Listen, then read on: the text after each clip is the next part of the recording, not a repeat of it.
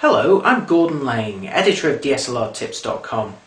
Professional portraits often have a blurry background which really allows the subject to stand out. It's actually a really easy effect to achieve with any digital SLR, and in this workshop I'll show you everything you need to know. In this portrait shot we've used the camera's automatic settings and the exposure and focus are absolutely fine, but the background is as sharp as the subject and it really doesn't allow the subject to stand out. It's actually possible to control how much of your photo is in focus using your DSLR. You could choose to have everything from near to far in sharp focus, or perhaps just the main subject itself on a nice blurred background. To do this, you'll need to put your DSLR into aperture priority mode. This allows you to choose an aperture setting and the camera will automatically select a shutter speed to match so you'll have a perfect exposure. So it's still fully automatic, but it gives you the flexibility of choosing the aperture and therefore controlling how much of the photo is in focus. Here's how it works in practice. To put your DSLR into aperture priority mode, simply turn the dial at the top to the letter A. If you're using a Canon model like this DSLR, you'll need to turn the dial to the letters AV. Now you can adjust the aperture by turning a dial that will either be at the front of the camera or at the back. The actual aperture value itself will normally be labelled with a letter F, and you'll see it either on the screen at the back, through the optical viewfinder, or if your DSLR has a screen on the top, you'll also see the aperture value here. When you change the aperture setting on your DSLR, you're actually adjusting an iris that's built into the lens. Now this iris can be used to control the amount of light that passes through the lens and into the camera. But it also has an important effect on the amount of the photo that's in focus. When the iris is wide open, only the main subject will be sharp. But as you reduce the size of the iris, more and more of the photo will be in sharp focus. The aperture value that you change on your camera is known as an F number, which stands for focal ratio. That's the focal length of the lens divided by the diameter of the iris at that moment in time. Now as the F number gets smaller, the iris opens up and less of your photo will be in focus. And in fact, when it's at its smallest setting, only the main subject will be in sharp focus. As the F number gets bigger though, the iris shrinks down and more of your photo will be in focus, both in front and behind the main subject. Now since we only want the main subject in this portrait shot to be in sharp focus, we're going to choose the smallest F number that's available for our particular lens. And that's f5.6.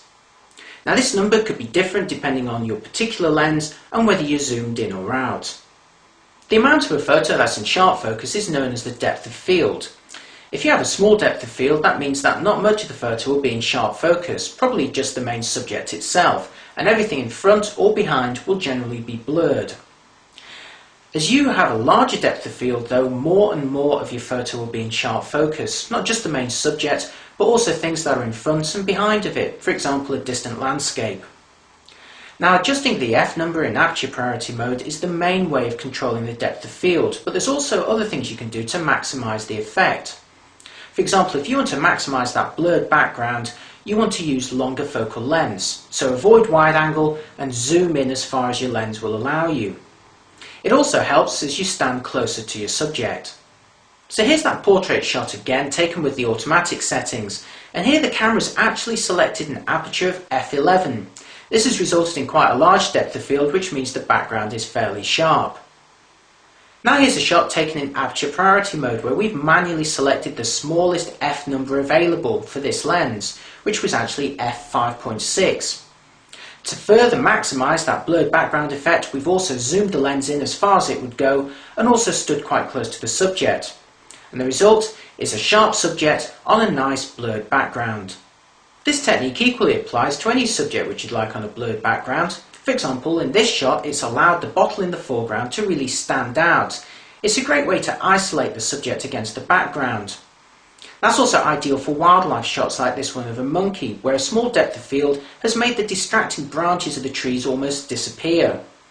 The same applies to this shot of a puffin, where the grassy verge in front of it could have really been in the way, but by throwing it out of focus with a small depth of field, it's much less of an issue.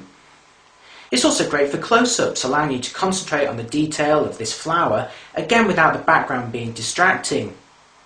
If you really like this blurred effect and you take a lot of portraits, it could be worth buying a lens that's designed to maximise the effect.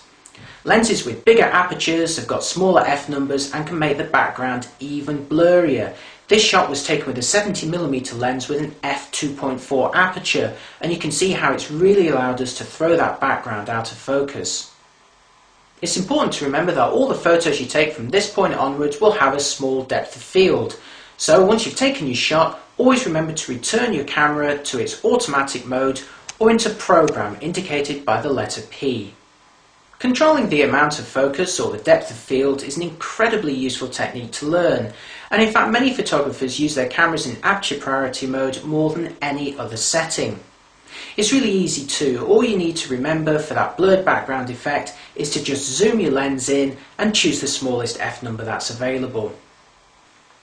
For a step-by-step guide that accompanies this video, along with many more techniques, head on over to www.dslrtips.com.